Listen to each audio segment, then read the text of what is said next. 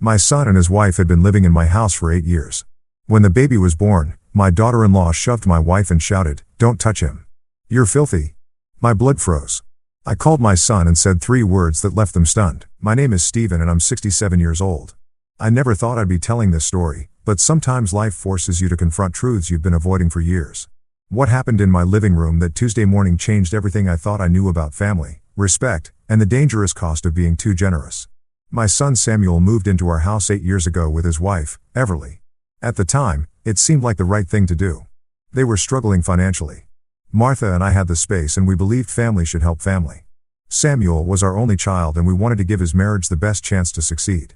8 years, that's how long Martha and I opened our home, our hearts, and our wallets to a woman who would eventually show us exactly what she thought of our kindness. The morning started like any other. Martha was in the kitchen preparing breakfast, humming softly while she arranged fresh flowers in a vase.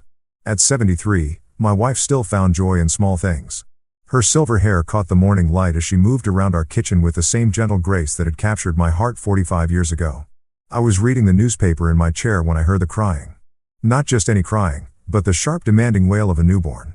Our grandson had arrived 3 days earlier, and the whole house had been walking on eggshells around Everly's very specific rules about noise, visitors, and routines. "Stephen, could you ask Martha to keep it down in there?" Everly's voice carried from the living room, sharp with irritation. "The baby needs his rest." I looked up from my paper. Martha was barely making any noise at all, just the soft clink of dishes being arranged. But this had become typical. Over the years, Everly had developed an endless list of things Martha needed to do differently in her own home. I heard Martha's footsteps approaching the living room, probably to see if she could help with the baby. My wife had been so excited about being a grandmother. She'd spent weeks preparing, buying tiny clothes, setting up a corner of our bedroom with baby supplies, dreaming about all the ways she'd spoil our first grandchild. Then I heard it, the sound that changed everything. A sharp thud followed by Martha's surprised gasp and the crash of something hitting the floor. I dropped my newspaper and rushed toward the living room, my heart already racing. What I saw made my blood turn to ice. Martha was on the ground, her face flushed with pain and embarrassment. The fresh flowers she'd been carrying were scattered across our hardwood floor, water spreading in a dark stain near her knees. He was trying to gather herself, confused and hurt, looking up at Everly with wide, bewildered eyes. Everly stood over her, holding our grandson, her face twisted with disgust and fury. "Don't you dare touch him," she screamed at Martha, who hadn't even been reaching for the baby. "You're dirty. Look at this mess you've made. You think I'm going to let filthy hands anywhere near my son?" My 73-year-old wife, the woman who had raised Samuel with more love and patience than any child deserved, was sitting on our floor being called dirty in her own home. The silence that followed was deafening. Even the baby stopped crying as if sensing the weight of what had just happened. Martha's eyes filled with tears, not from physical pain, but from the crushing humiliation of being treated like a servant who had overstepped her bounds. I watched my wife try to clean up the scattered flowers with shaking hands, her dignity being stripped away piece by piece. Everly stood there like a queen surveying her kingdom, our grandson in her arms, completely unbothered by the devastation she'd just caused. Something broke inside me in that moment. Not just my heart, but something deeper. The realization that I had allowed this woman to turn my home into her personal domain where my wife of 4 decades was treated like an unwelcome intruder. "Martha," I said quietly, my voice steady, despite the rage building in my chest. I reached down to help her up, my hands gentle on her arms. "Let me help you." She looked at me with such sadness, such defeat, that I wanted to scream. This wasn't the woman I married, full of life and laughter. This was someone who had been slowly crushed under 8 years of constant criticism and control. As I helped Martha to her feet, I caught sight of something in Everly's expression. Satisfaction. She was enjoying this. The power, the control, the way she could humiliate my wife and face no consequences. "Samuel," I called out, my voice cutting through the tension. My son appeared in the doorway, looking uncomfortable, but not nearly as shocked as he should have been. That's when I realized he'd been watching this happen for months, maybe years, and had done nothing to stop it. "Dad, Everly's just protective of the baby," he started, his voice weak and defensive. "New mothers can be." "Samuel," I interrupted, my eyes never leaving Everly's face. "I need to speak with you now." Everly shifted the baby in her arms, her chin raised defiantly. "Actually, Stephen, Samuel and I were just discussing how we think it might be better if Martha stayed in the bedroom when the baby's in the main areas of the house for hygiene reasons. You understand? Hygiene reasons about my wife and our own home." I looked at my son, waiting for him to say something, anything to defend the woman who had sacrificed everything for his happiness.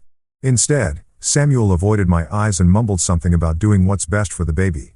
That's when I knew this wasn't just about one incident. This was about 8 years of my wife being slowly erased from her own life and me being too blind or too passive to see it happening. I helped Martha gather the remaining flowers, my mind racing with memories I'd been too comfortable to examine closely. How many times had Everly suggested that Martha do things differently? How many family dinners had Martha spent in the kitchen while Everly held court in our dining room? How many nights had my wife gone to bed early, not because she was tired, but because she no longer felt welcome in her own living room? As Martha quietly excused herself to change her clothes, I caught her hand. "Are you hurt?" I asked. She shook her head, but I could see the truth in her eyes. She was hurt, just not in the way I was asking about. That night lying in bed next to Martha, I made a decision. I had spent 8 years being a generous father and a patient grandfather-to-be. I had overlooked things, made excuses, kept the peace for the sake of family harmony. But watching my wife being pushed around in her own home, seeing the light slowly fade from her eyes over months and years of constant disrespect, I realized that some things matter more than keeping the peace. I was about to discover just how far Everly's sense of ownership over our home actually went. The next morning, I woke up with purpose for the first time in years. Martha was already up, moving quietly around our bedroom, as she had learned to do over the past 8 years. Everything about her movements had become smaller, more careful, designed not to disturb the people living in our house, who had somehow become more important than we were. I found Samuel in what used to be my home office, now converted into a makeshift nursery overflow area. He was changing the baby's diaper, looking tired but content. For a moment, watching him with his son, I remembered why I had wanted to help him in the first place. "Samuel, we need to talk," I said, keeping my voice low. He glanced up nervously. "Dad, if this is about yesterday, Everly was just tired. New baby and all. She didn't mean anything by it." I pulled a chair close to him and sat down. "Son, your wife pushed your mother to the ground in our own living room. She called her dirty. Does that sound like something we just brush off?" Samuel's hand stilled on the baby's clothes. "She didn't push her dad. Mom just lost her balance. Everly was protecting the baby from germs. You know how important that is in the first few weeks." The ease with which he dismissed what we'd both witnessed made my stomach turn. "Samuel, I saw it. Your mother was bringing fresh flowers to brighten up the living room. She wasn't even near the baby." "Look, Dad," Samuel said, lifting his son and holding him close. "I know Mom means well, but Everly has very specific ideas about child care. She's read all the books. She knows what she's doing." I stared at my son, this 34-year-old man who had apparently forgotten that his mother had successfully raised him without any books telling her how dirty she was. "And what about our ideas?" "This is our house, Samuel." Something flickered across his face, uncomfortable and quick. "Of course it is, but we're living here, too, and we need to think about what's best for everyone." "What's best for everyone?" I repeated slowly. "Tell me, son, when was the last time your mother felt comfortable in her own living room?" Samuel shifted uncomfortably. "What do you mean?" "I mean, when was the last time Martha sat in her favorite chair without Everly commenting on how she was doing something wrong? When was the last time she cooked a meal without being told it was too salty, too bland, or prepared incorrectly?" "Dad, that's not when was the last time your mother spoke at dinner without being interrupted or corrected?" The silence stretched between us. Samuel looked down at his son, avoiding my eyes. The baby made small, contented noises, completely unaware that his presence had become a weapon in a war nobody had officially declared. "Everly just has high standards," Samuel finally said. "And Mom, well, she's getting older. Sometimes she forgets things or doesn't do things the way Everly prefers." "The way Everly prefers," I echoed. "In our house, it's not just your house anymore, Dad. It's our family home." There it was, the truth I'd been avoiding for 8 years. Somehow, without any discussion or agreement, our house had stopped being our home and had become their family's temporary kingdom, with Martha and me as reluctant subjects.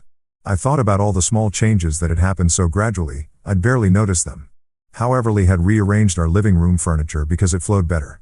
How she'd convinced Samuel to move their bedroom into the master suite on the first floor because climbing stairs was impractical with a baby, leaving Martha and me to relocate to the smaller upstairs bedroom. How she'd taken over our kitchen completely, declaring that Martha's cooking was too heavy and not nutritionally balanced, effectively banishing my wife from the space she'd commanded for 40 years. "Samuel," I said carefully, "do you remember when you first moved in here? What we agreed on?" He looked uncomfortable. "You said we could stay until we got back on our feet. And how long did we say that would take?" "A year, maybe 2 at the most." "It's been 8 years, son." "I know, but things have been complicated. The economy, job changes, and now the baby. Have you been looking for your own place?" The question hung in the air. Samuel's face told me everything I needed to know before he spoke. "We've been comfortable here," he said finally.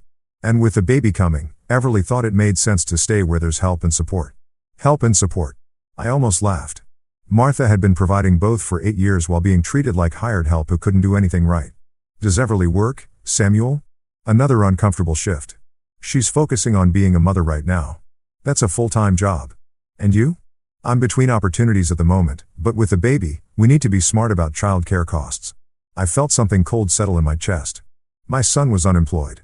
His wife had never worked during their 8 years in our house, and they were now planning to stay indefinitely because leaving would require them to actually support themselves. "Samuel, who pays for your groceries?" He looked at me like I was asking an inappropriate question. "We contribute when we can." "Who pays for your car insurance, your phone bill, the utilities that have tripled since you moved in?" "Dad, we're family." I thought, who bought the crib upstairs, the changing table, the monitor system, the special bottles and formula and diapers? Samuel's face flushed. "You and Mom wanted to help with a baby." "We did, but we were never asked, Samuel." Everly would mention needing something, and Martha would quietly go by it. "Your wife never said please or thank you. We just expected it."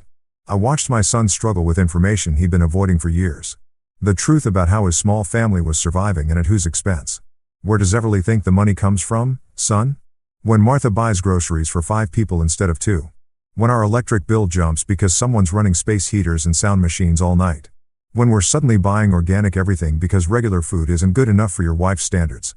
Samuel was quiet for a long time, holding his son and avoiding my eyes. "I didn't realize you felt like we were taking advantage," he said finally. "It's not about feeling taken advantage of, Samuel. It's about respect. It's about Martha being treated like a guest in her own home. It's about you standing by while your wife pushes your mother around. She doesn't push her around. Yesterday, she literally pushed her to the ground." Samuel winced. "That was an accident." "No, son. That was the result of 8 years of your wife treating your mother like she doesn't belong here. Yesterday was just the first time it got physical." I stood up looking down at my son and grandson. "I want you to think about something, Samuel. If someone treated your son the way Everly treats Martha, how would you handle it?" Samuel's arms tightened protectively around the baby. "I'd never let anyone hurt him." "Then why are you letting your wife hurt your mother?" I left him sitting there with that question.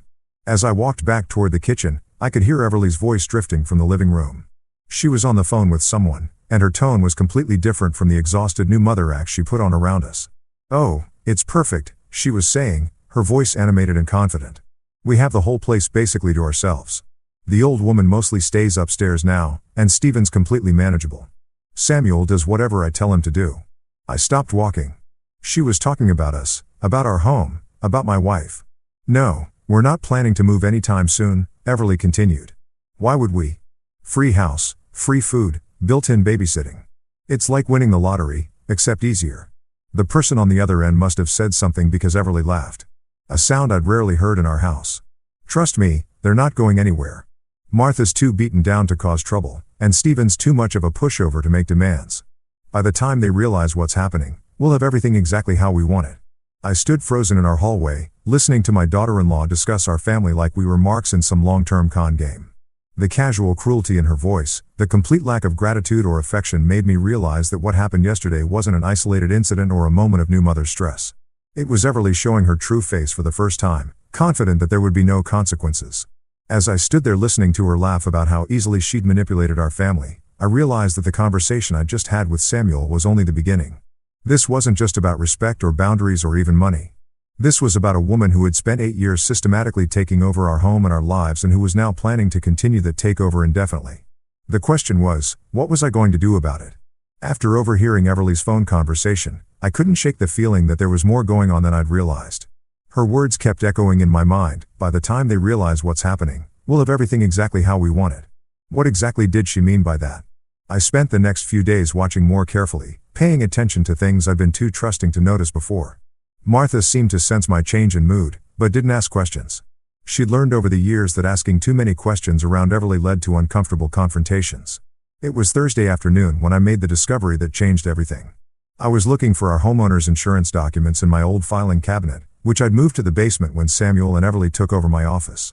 As I rifled through folders that hadn't been touched in months, I found something that made my blood run cold.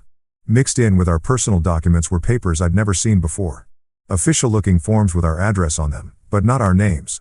I pulled out a stack of documents, my hands trembling as I read them. Utility bills, but not in my name or Martha's. They were in Everly's name.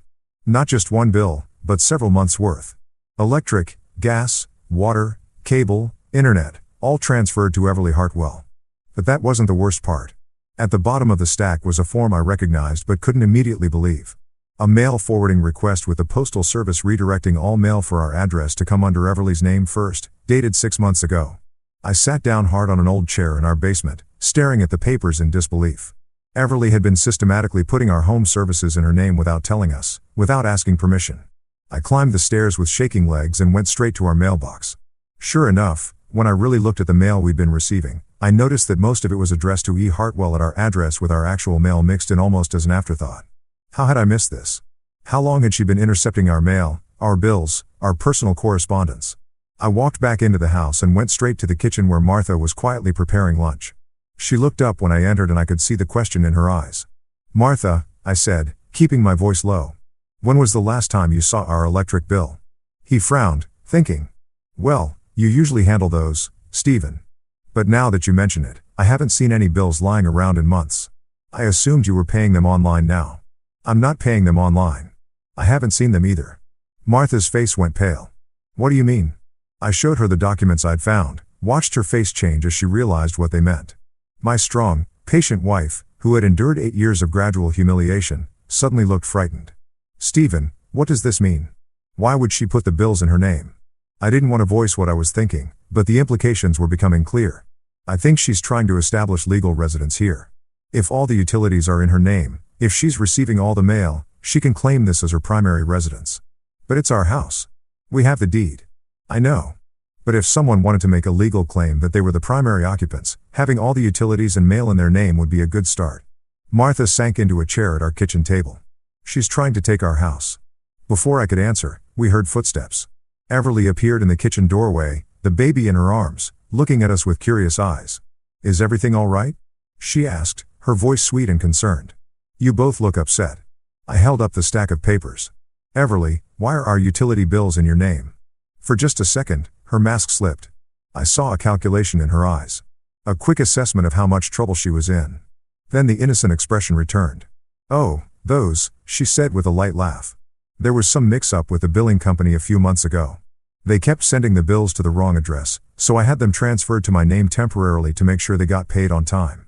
I meant to mention it to you. For 6 months? Has it been that long? Time flies with the baby coming and everything. I'll call them tomorrow and switch it back if you want." I studied her face. She was good at this. I'd give her that. The explanation was plausible enough, delivered with just the right amount of casual dismissal. "What about the mail forwarding?" This time, the pause was longer. "Mail forwarding. The Postal Service has a forwarding order that sends all mail for this address to you first." Everly shifted the baby in her arms, buying time. "I honestly don't know what you're talking about, Stephen. Maybe there was some mistake when I updated my address after we moved in. You know how confusing Postal Service forms can be 8 years ago? I said I'd look into it, didn't I?" Her voice had an edge now, the sweet tone cracking slightly. "I don't understand why you're making such a big deal about this. We're family. We all live here together. It's our house, Everly." He looked at me with what I can only describe as pity. "Of course it is. I never said it wasn't. But we live here, too, Stephen. We contribute to the household. It makes sense for the bills to be organized efficiently." Martha spoke up for the first time, her voice quiet but steady. "How do you contribute to the household, Everly?" The question hung in the air like a challenge. Everly's eyes narrowed slightly as she looked at my wife. "I take care of the baby. I manage the household schedules. I make sure everything runs smoothly. By putting our bills in your name without telling us, by handling practical matters that you and Stephen obviously don't have time for anymore." The condescension in her voice was unmistakable now. She wasn't even trying to hide it. "We're not senile, Everly," I said. "We've been managing our household and finances for over 40 years. "Of course you have," she said. But her tone suggested the opposite. "I'm just trying to help. But if you'd rather handle everything yourselves, that's fine. Samuel and I can find somewhere else to live." It was a threat disguised as accommodation. She was betting that we wouldn't call her bluff, that the thought of losing access to our grandson would make us back down. But something had changed in me since I'd found those papers. The realization that she'd been systematically working to establish legal claim to our home had awakened something I'd kept buried for too long. "Actually," I said, my voice calm and steady, I think that might be for the best. Everly's face went white. Excuse me. I think it's time for you and Samuel to find your own place. You've been here 8 years. That's long enough. You can't be serious. I'm completely serious. Samuel, she called out, her voice sharp with panic. Samuel, get in here. My son appeared within seconds, looking alarmed. What's wrong? Your father is trying to kick us out, Everly said, her voice trembling with manufactured emotion. He's upset about some silly paperwork mix-up, and now he wants to throw us out on the street with a newborn baby. Samuel looked between us, confused and clearly uncomfortable. Dad, what's going on? I handed him the stack of papers. Your wife has been putting our household bills in her name without our knowledge or permission. She's also redirected our mail through the postal service.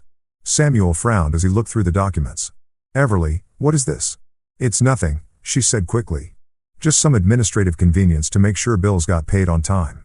Your father is making it sound much more sinister than it is. For 6 months, Samuel asked, echoing my earlier question. I told you I meant to mention it. With the pregnancy and everything, it slipped my mind. Samuel looked at the papers more carefully. I could see him starting to understand the implications. This makes it look like you're the primary resident here. That's ridiculous, Everly snapped. It's just paperwork. Your parents are acting paranoid. But Samuel wasn't looking at his wife anymore.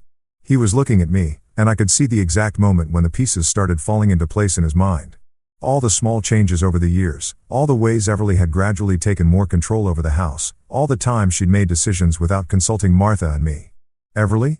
Samuel said slowly, why would you put the utilities in your name without asking? I already explained. No, he interrupted, his voice getting stronger. Why would you really do this? For the first time since I'd known her, Everly looked genuinely rattled. The baby started to fuss in her arms, sensing the tension in the room. I was trying to help, she said, but her voice lacked conviction now by taking over our parents' house. It's not taking over. It's organizing. Someone needed to handle these things properly. Properly? Martha spoke up again, her voice stronger now. We've been handling our affairs properly since before you were born. Everly's mask finally slipped completely. Really? Because from where I stand, you two have been letting this place fall apart. Bills getting mixed up, mail going to the wrong places, systems that haven't been updated in decades. Someone needed to modernize things around here. Someone needed to take over, you mean? I said, yes. The word exploded out of her before she could stop it. Yes, someone needed to take control because you two obviously can't handle it anymore. The silence that followed was deafening. Even the baby had stopped fussing, as if sensing that something important had just been revealed. Samuel stared at his wife with an expression I'd never seen before. Not anger exactly, but recognition. The dawning realization that the woman he'd married wasn't who he thought she was. How long have you been planning this? He asked quietly. Planning what? I wasn't planning anything. How long have you been working to take over their house? Everly's eyes darted between all of us, and I could see her calculating whether she could still talk her way out of this. That's when I knew we were about to discover just how deep this went. The tension in our kitchen was suffocating. Everly stood there holding our grandson, her face cycling through emotions as she tried to decide which approach would work best. I'd seen her do this before during smaller conflicts, but never when the stakes were this high. You're all overreacting, she said finally, settling on indignation. I was trying to help streamline things around here, and now you're acting like I committed some terrible crime. Help streamline things? Samuel repeated, his voice flat. He was still holding the papers, looking at them like they were written in a foreign language. By putting our parents' utilities in your name. Our utilities, Everly corrected. We live here, too, Samuel. We're part of this household. It's not our house, Samuel said quietly. Isn't it? Everly's voice turned sharp. We've been here for 8 years. We contribute to this family. We help maintain this place. At what point does it become our home, too? When we buy our own, I said firmly. Everly laughed, but there was no humor in it. With what money, Stephen? You know Samuel's been having trouble finding steady work. You know we can't afford our own place right now. Are you really going to throw us out on the street with a newborn because of some paperwork? It's not just paperwork, and you know it, Martha said. Her voice was steadier than I'd heard it in years. You've been taking over our home piece by piece. I've been making improvements. I've been organizing things that needed organizing. I've been stepping up because nobody else would. Nobody asked you to step up, I said. Nobody needed to ask. It was obvious what needed to be done. Samuel looked up from the papers. What needed to be done? Everly turned to face him fully, and I could see her switching tactics again. This time, she chose vulnerability. Samuel, your parents are getting older. They're not as sharp as they used to be. Bills were getting mixed up. Appointments were being missed. Things were falling through the cracks. I was just trying to help keep everything organized. We never missed any bills, Martha said firmly. You missed the insurance payment last spring. That was a clerical error at their office. We got it straightened out. And what about the time the water company shut off service for non-payment? I stared at her. The water was never shut off. It would have been if I hadn't called them and straightened things out. Everly? Samuel said slowly. Are you saying you've been managing their bills without telling them? She shifted the baby to her other arm, using the movement to avoid answering directly. I've been helping when I noticed things that needed attention by putting everything in your name, by making sure nothing got missed. Her voice was getting higher, more desperate. The baby started crying again, and Everly bounced him automatically while continuing to argue. Look, I don't understand why everyone is so upset about this. We're family. We help each other. I saw areas where I could contribute more effectively. So, I did. More effectively than the people who own the house, I said. Sometimes, yes. The admission hung in the air. Everly realized what she'd said and tried to backtrack, but it was too late. I mean, I have more time to handle these things. You and Martha have other priorities. I was just trying to be useful. Useful or in control? Samuel asked. His question seemed to break something in Everly. Her careful composure cracked, and for the first time I saw the real anger underneath. Yes, in control, she snapped. Someone needed to be in control around here because nothing was getting done right. Do you know how frustrating it is to watch things being handled inefficiently when you know you could do it better? So, you decided to take over, Martha said. I decided to step up and handle things that needed handling without asking permission. Without needing permission, Everly's voice was full of fury. Now, I live here. I contribute to this household. I shouldn't need permission to organize our home efficiently. It's not your home, I said firmly. It's been my home for 8 years. I've cleaned every room, organized every closet, managed every system. I know this place better than either of you do at this point. The arrogance in her voice was staggering. She genuinely believed that living in our house for 8 years gave her more claim to it than 40+ years of ownership. Everly? Samuel said, his voice quiet but intense. What exactly were you planning to do with all these bills being in your name? He looked at him like he'd asked a stupid question. I was planning to keep the house running smoothly. Someone has to be responsible for these things. But why did it have to be you? Because I'm the one who's here all day. I'm the one who notices when things need attention. I'm the one who has time to handle administrative details. You could have asked us to handle our own bills, Martha pointed out. I could have, but why would I when I was already taking care of it? Because it's our house, I said again. Everly's patience finally snapped completely. Your house that you can't afford to maintain without our help. Your house that was falling apart before I started organizing it. Your house that Samuel and I have been subsidizing with our presence and our labor for 8 years. Subsidizing? Samuel's voice was incredulous. Yes, subsidizing. Do you think we've been living here for free? Do you think I haven't been contributing? I've been managing this household, maintaining these systems, improving this property. That has value, Samuel. That's worth something, not ownership, Martha said firmly. Isn't it? At what point does sweat equity become actual equity? At what point does the person who's actually running the household get a say in how it's run? I felt something cold settle in my stomach. This wasn't just about bills and mail forwarding. This was about a fundamental belief that her 8 years of living in our house had given her ownership rights. Everly, I said carefully, do you think you own this house? He looked at me like I was being deliberately dense. I think I've earned a stake in this house. Yes, you've earned a stake in our house. I've earned a stake in the house where I've lived for 8 years, where I've raised my family, where I've contributed my time and energy and effort to make it a better place. Samuel stared at his wife as if seeing her for the first time. Everly, this is insane. You can't just claim ownership of someone else's property because you've been living there, can't I? What about common law marriage rights? What about tenant rights? What about the fact that I've been the primary person managing this property for years? You're not married to the house, Martha said. But her voice was shaking now. And you're not a tenant. You're a guest who's overstayed. I'm a family member who's been contributing to this household while you two have been coasting on ownership rights you established decades ago. The breathtaking entitlement of it left us all speechless for a moment. Everly seemed to take our silence as agreement. Look, she said, her voice becoming reasonable again. I'm not trying to take anything away from anyone. I just think we need to recognize the reality of the situation. This house works because I make it work.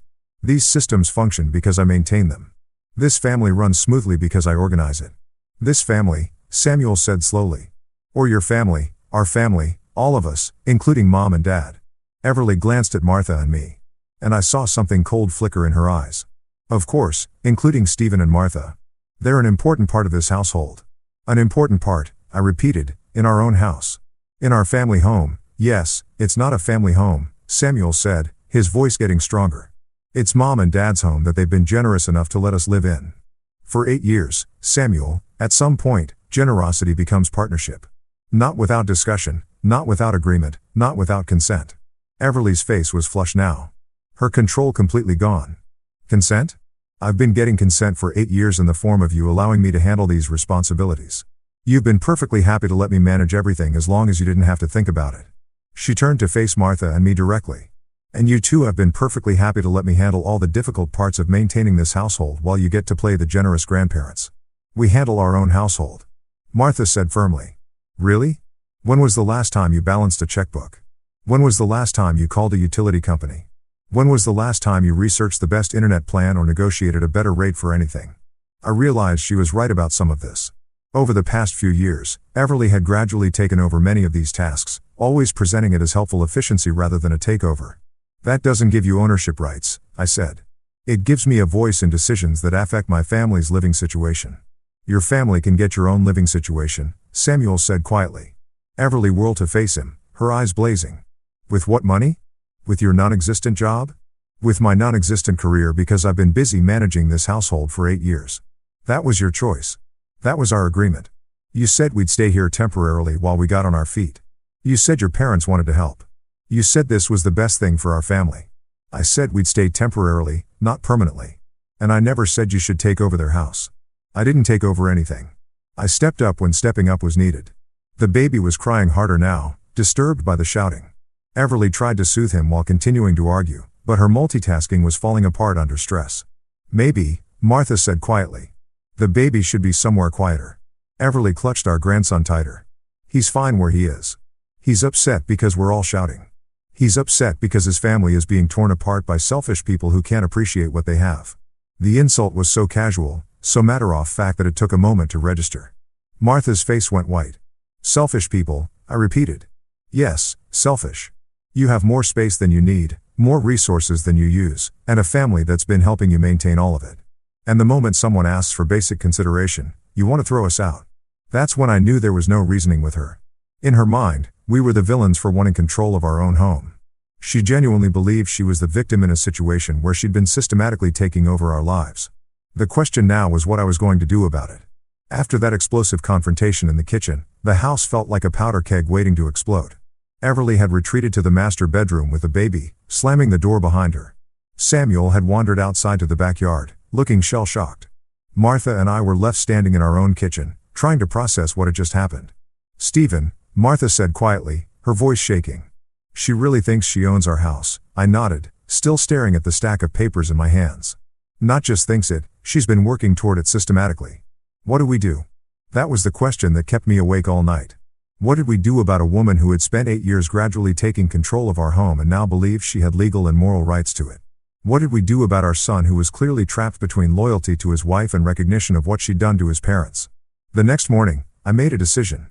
While Everly was busy with the baby and Samuel was still avoiding everyone, I drove to downtown and walked into the offices of Patterson & Associates, the law firm that had handled our estate planning for years. Robert Patterson was a few years younger than me, a sharp man who'd been practicing family law for over 30 years. When I explained the situation, his expression grew increasingly serious. Stephen, what you're describing sounds like someone trying to establish adverse possession or at least tenant rights, he said, reviewing copies of the documents I'd brought. The utility transfers, the mail forwarding, these are classic steps someone might take to establish legal residence. Can she do that? Can she claim our house? In Texas, it's unlikely she could succeed with a full adverse possession claim because she's not occupying the property hostilely. She moved in with your permission, but she could potentially claim tenant rights, which would make removing her much more complicated. My stomach sank. What does that mean?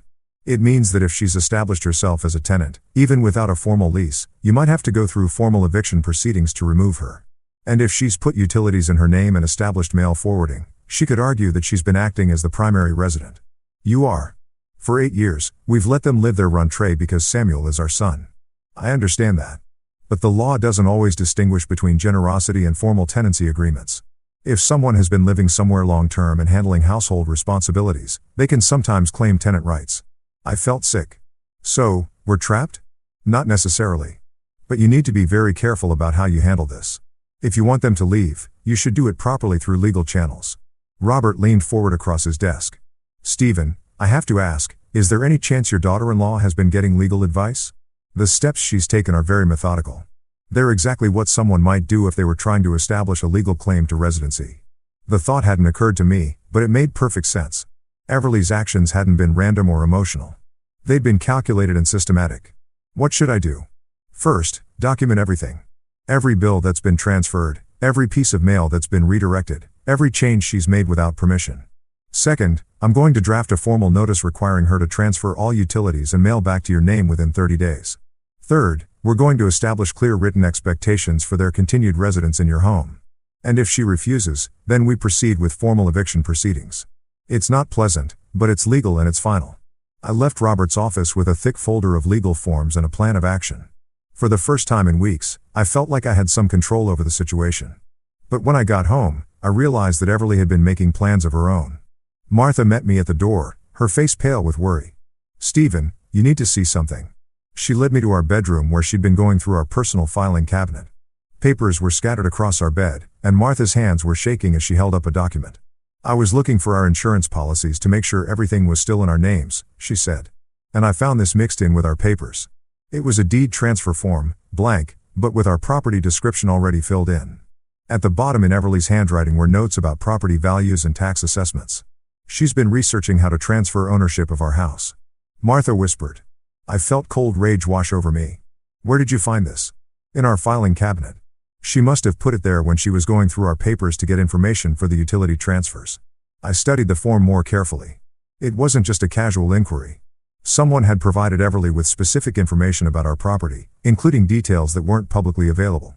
Martha, has anyone else been in our house recently? Any strangers? Any service people that Everly might have let in? Well, there was someone here last week while you were at your doctor's appointment. Everly said it was someone from the county assessor's office checking property values for tax purposes. I thought it was routine. My blood ran cold. Did you see their credentials? Everly handled it. She said she didn't want to bother me with official business. I grabbed the phone and called the county assessor's office. After being transferred 3 times, I finally reached someone who could check their records. No, sir, the clerk said after a few minutes. We don't have any record of sending someone to your address, and we don't do door-to-door property assessments unless there's been a specific complaint or legal challenge. I hung up and looked at Martha. It wasn't a county assessor. Everly let someone into our house under false pretenses, and now we have property transfer forms in our filing cabinet. Stephen, what is she planning? Before I could answer, we heard the front door open and Samuel's voice calling out, Mom, Dad, where is everyone? I gathered up the papers from our bed and went downstairs. Samuel was in the living room holding his son, looking more serious than I'd seen him in years. Dad, we need to talk, he said without preamble. Yes, we do. I sat down across from him, the deed transfer form in my hands. But first, you need to see this. Samuel looked at the form, his expression growing increasingly troubled. Where did this come from? Your mother found it in our filing cabinet along with property value assessments and notes in Everly's handwriting. Dad, I don't understand. Why would Everly have this? That's what I was hoping you could tell me. Samuel was quiet for a long moment, bouncing the baby absently. Last week, she was asking me questions about inheritance laws. She said she was just curious about how property transfers work when parents get older. What kind of questions? Things like, if someone lives in a house long enough, can they claim ownership? If someone improves a property significantly, do they get rights to it? If elderly people can't manage their affairs anymore, can family members take over legally? Each question felt like a punch to the gut. And you told her what? I told her I didn't know much about it, but that it sounded like she was overthinking things. Samuel looked up at me with worried eyes. Dad, she's not really trying to take your house, is she? I handed him the folder Robert Patterson had given me. Samuel, your wife has spent months transferring our utilities to her name, redirecting our mail, and now researching property transfers. Someone impersonating a county official was in our house last week gathering information. What do you think she's trying to do? Samuel read through the documents, his face growing paler with each page. Oh my God, he whispered finally. She's actually trying to take your house. It looks that way. But that's insane. That's theft. That's fraud. That's what happens when someone feels entitled to something that doesn't belong to them. Samuel handed the folder back to me and put his face in his hands. Dad, I had no idea. I mean, I knew she was controlling about household things, but I never imagined she would do something like this. Samuel, I need to ask you something, and I need you to be completely honest with me. Oh. He looked up. Okay. Are you part of this? Did you know what she was planning? The question hung in the air between us. Samuel's face cycled through hurt, anger, and finally understanding. No, he said firmly. No, I had no idea. And I'm horrified that you even have to ask. I had to ask. I understand why, but Dad, I would never do anything to hurt you and Mom. Never. I studied my son's face, looking for any sign of deception. What I saw was genuine shock and growing anger. What are you going to do? He asked. I'm going to stop her. How? I told him about my visit to the lawyer, about the formal notices we were preparing, about the legal steps we could take to protect our home and force Everly to reverse what she'd done. Samuel listened quietly, occasionally asking questions, but mostly just absorbing the reality of his situation. When I finished, he was silent for a long time. Samuel, I need you to understand something, I said finally. This isn't just about the house. This is about your wife systematically deceiving our family and trying to steal our home. I can't ignore that. I won't ignore that. I know, he said quietly. And I need you to decide where you stand. Are you with us or are you with her? Samuel looked down at his son, then back at me. Dad, she's my wife, but what she's done is wrong. It's not just wrong, it's criminal. So, what are you going to do? I'm going to talk to her. I'm going to give her one chance to fix this voluntarily. If she won't, then I'll support whatever legal action you need to take. And your marriage? Samuel's voice was sad but determined. My marriage to someone who would steal from my parents. I think that marriage has bigger problems than I realized. That evening, Samuel confronted Everly. I could hear their voices through the walls, though I couldn't make out the words.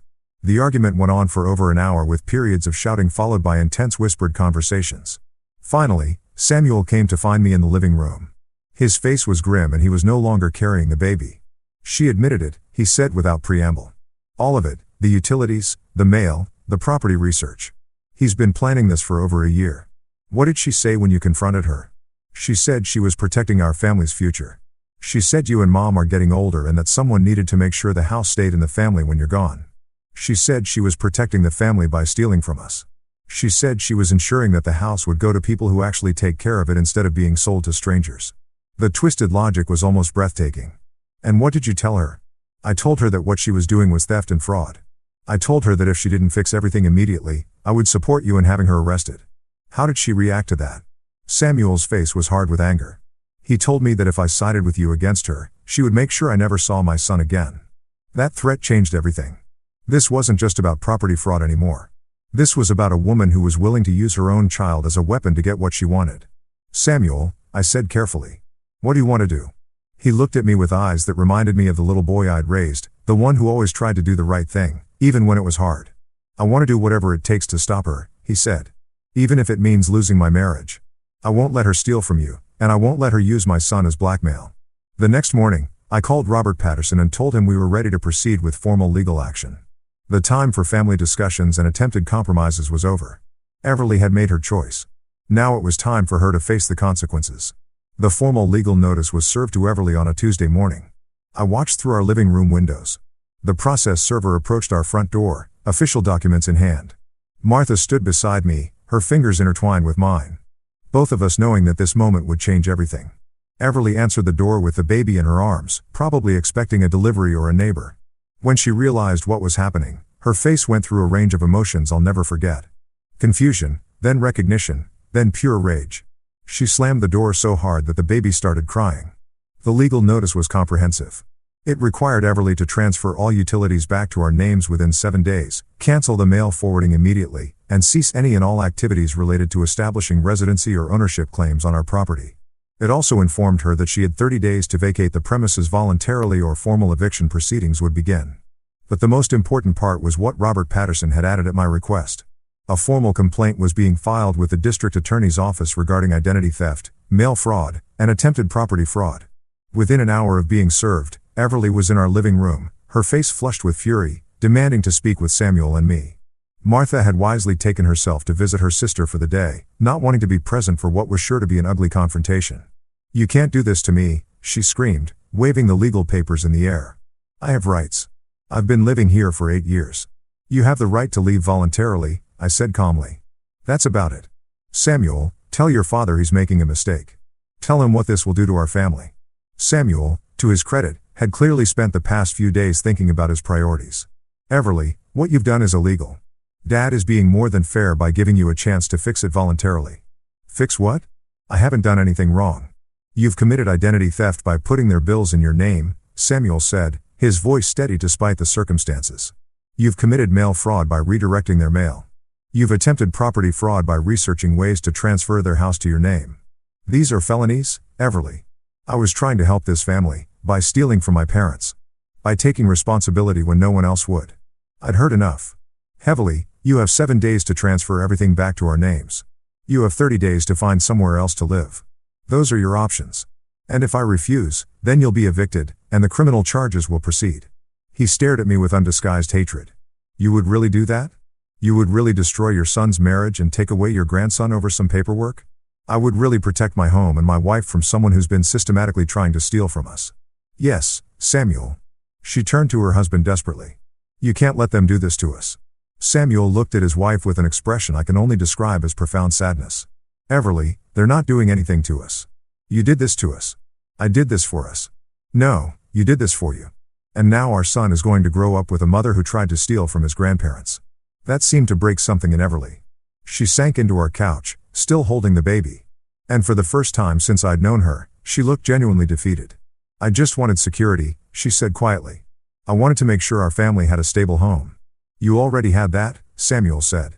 My parents gave us that freely. For how long? What happens when they die? What happens when this house gets sold and we have nowhere to go? Then we figure it out like adults, Everly. We don't steal from the people who've been helping us. He looked between Samuel and me, and I could see her calculating one last desperate move. Fine, she said, standing up abruptly. Fine. You want me gone? I'll go. But I'm taking my son with me, and you'll never see him again. Samuel's face went white. Everly, don't do this. What? Protect my child from people who would destroy his family over money? It's not about money. It's all about money, she screamed. It's about a house and bills and property values. You're choosing money over your own grandchild. I felt something snap inside me. 8 years of watching this woman manipulate my family. 8 years of seeing my wife become smaller and quieter. 8 years of my son making excuses for increasingly unacceptable behavior. And now she was going to use our grandson as her final weapon. No, I said, my voice deadly calm. We're choosing honesty over theft. We're choosing respect over manipulation. We're choosing family over fraud. Samuel is my family. Samuel is our son. That baby is our grandson. You are the woman who tried to steal our home. Everly clutched the baby tighter, her eyes wild. You'll never see him again. I'll make sure of it. That's when Samuel finally found his backbone completely. Actually, Everly, you won't. His voice was calm but absolute. Because I'm filing for divorce and I'm requesting full custody. The silence that followed was deafening. Everly stared at her husband as if he'd just spoken in a foreign language. You can't, she whispered. I can, and I am. A mother who commits felony fraud against her own child's grandparents isn't someone who should have unsupervised custody of that child. Samuel, you can't do this to me. You can't take my baby away. I'm not taking him away. I'm protecting him from a mother who thinks theft and fraud are acceptable ways to provide for her family. Everly's face crumpled, and for a moment, I almost felt sorry for her. Almost. Please, she begged. Please don't do this. I'll fix everything. I'll transfer the bills back. I'll cancel the mail forwarding. I'll move out. Just don't take my baby. You should have thought about that before you decided to commit crimes, Samuel said firmly. The next few days were a whirlwind of legal activity. True to her word, Everly did transfer all the utilities back to our names. The mail forwarding was cancelled. She moved out of our house and into a cheap apartment across town, taking only her personal belongings, but the criminal charges proceeded anyway. Robert Patterson had advised us that letting the legal process continue was the only way to ensure that Everly couldn't try this again with someone else. The divorce proceedings were swift and decisive. When the judge heard about Everly's attempted property fraud along with her threat to use the child as a weapon against his grandparents, custody was awarded to Samuel with supervised visitation for Everly. 6 months later, I was sitting in our backyard watching Samuel push his son on the swing set we'd installed. Martha was in her garden humming while she tended to her roses. The house felt like our home again for the first time in years. Everly had been sentenced to 2 years probation and community service for the fraud charges. She was required to pay restitution for all the legal fees and costs associated with fixing what she'd done. She saw her son every other weekend under court supervision and was forbidden from bringing him to our house during those visits. Samuel had moved back in with us temporarily while he saved money for his own place. But this time it was different. He paid rent. He helped with household expenses. And most importantly, he treated Martha and me like the homeowners we were, not like elderly relatives who needed managing. "Dad," Samuel said one evening as we sat on the porch watching his son play in the yard, "I owe you an apology." "For what?" "For letting it go on so long. For not seeing what she was doing. For not protecting you and Mom when I should have." I looked at my son, this man who had found his strength when it mattered most. "Samuel, you did protect us when it counted. When the choice was clear, you chose what was right. It shouldn't have taken so long. Maybe not. But you got there." We sat in comfortable silence for a while, watching Martha teach her grandson how to identify different flowers in her garden. The little boy was fascinated by everything she showed him, his face bright with curiosity and joy. "He really thought she could take our house," I said after a while. "She really thought she deserved it," Samuel corrected. "That was the scariest part.